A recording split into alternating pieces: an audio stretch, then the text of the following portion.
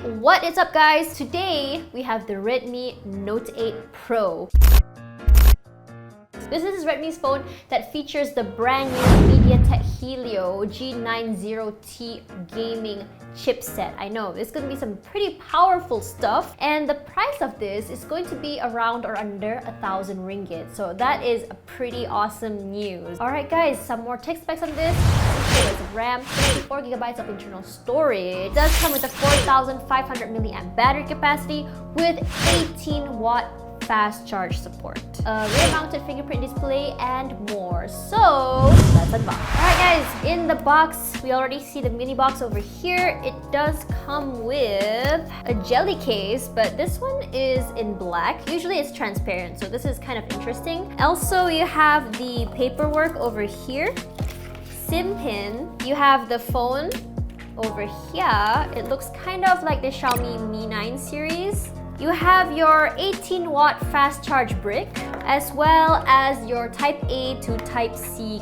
cable. Alright guys, as you can see here, this is a 6.53-inch IPS LCD display with a dot drop notch over here. On the right side, you have your power button, volume rocker. On the left is the SIM card tray, and this does come with a dual hybrid SIM tray, which is also very nice.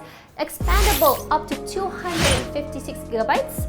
At the bottom here, you have your 3.5mm headphone jack, a Type-C connector, as well as your speaker grills. And on the top, there is nothing much over here. Alright guys, as you can see here, this is a quad rear camera setup. At the bottom here is the rear-mounted fingerprint reader, and it's not a camera sensor, as I initially had thought it was.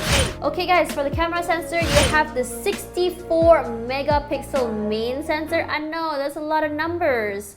8-megapixel ultra-wide, 2-megapixel dedicated macro, and another 2-megapixel sensor at the end there. On the front here is the 20-megapixel selfie camera. Alright guys, now that you know everything you need to know about the phone, let's talk about what I liked and didn't really like about the Redmi Note 8 Pro. Starting off with what we liked. Number one, the most glaring thing you can see in this phone is definitely the display. I, for one, in the beginning, did not realize that this phone came with an IPS LCD display. I actually initially thought it was AMOLED or OLED because I had thought that it was just so bright and crisp and colorful and very snappy, as you can see over here. So when I found out it was an IPS LCD display, I was very shocked. So this is really good. Number two, let's talk about the performance of this phone. I was kind of skeptical about the MediaTek Helio G90T chipset because I was like, okay, can it really compare with the Snapdragon 855 chipset, which is in Xiaomi's Mi 9T phones? But oh my gosh, this one definitely did deliver. I was playing Call of Duty Mobile on this on the highest settings, highest frames, highest graphics, and it was smooth, it was buttery, and not a single frame drop. It was great. But initially, when I played it, it actually put it just on high. But I bumped it up myself and there was no issue. So if you're looking for a good gaming phone, this is definitely something that is good because the chip is actually made for gaming. Also, when we're on the topic of performance, this also does come with cooling. So I thought that this phone will get super hot when you game on it. It doesn't. It just gets warm, which is very normal while gaming, but nothing crazy. So get this if you're gaming for sure. Number three, let's talk about speakers. So while gaming, watching videos, you definitely want to look at the speakers. And this is one of like the best speakers I've ever had on a phone that I've ever reviewed. So we've already went through dual speakers and stuff. Unfortunately, this doesn't come with dual speakers. It only comes with a single stereo speaker. But the speaker does so good. It has good body, good sound. It's a very balanced speaker and it goes pretty loud as well. And when it goes loud, that's the best part about it. It doesn't, in Malay, call it pecah. The sound doesn't break, it doesn't crackle, which is very, very pleasurable to you. Now, let's talk about the camera. So the camera for the 64MP camera, it does what it has to. There's nothing groundbreaking there. The selfie is also pretty decent. But I want to talk about the macro camera and the night camera. So the macro camera is pretty legit. Most people will just overlook that, but this one has some really good macro camera and I was so surprised.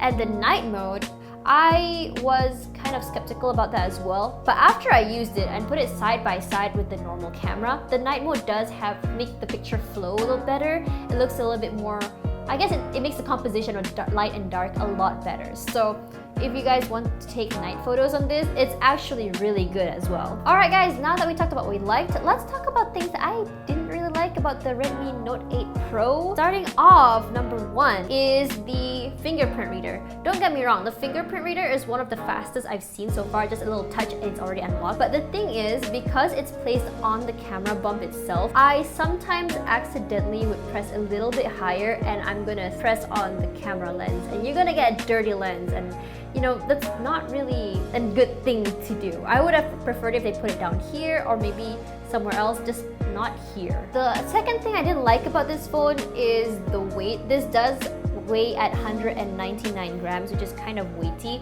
So if you guys don't like heavy phones, definitely not for you. But I can understand why it's kind of weighty though. It does come with a 4,500 milliamp battery. That's a lot of battery. And that's all you need to know about the Redmi Note 8 Pro. If you guys are interested in getting this phone should be out soon, specifically later today. We don't know the price yet, but we do know, well, I'm speculating that the price would be under 1,000 ringgit or around it. What about you guys? Okay guys, I'm Natasha. I'm gonna go play more Call of Duty Mobile because I feel like that game is a lot better than PUBG Mobile. Okay, bye!